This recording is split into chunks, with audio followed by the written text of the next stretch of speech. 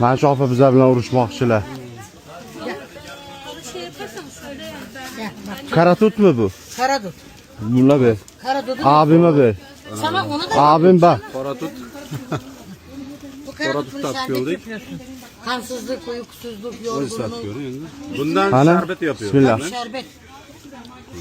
Sen aldın mı? Sirop da bu. Ha, Sirop. zero, zero çok güzel. Şiraz çok Bu da limon üstüne. baland şiraz. Bunu koşu vararken de sirop ya. Kolesterol, Bu nedir? idrar yolları. Opa nima qilsalar, sotsalar-da bizga, to'g'rimi?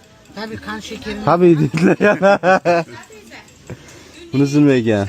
Bismillah. Bilmez. Bir şey olmaz.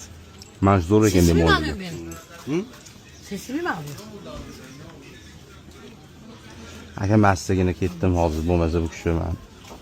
Zo'rlab bo'lsa ham sotadilar.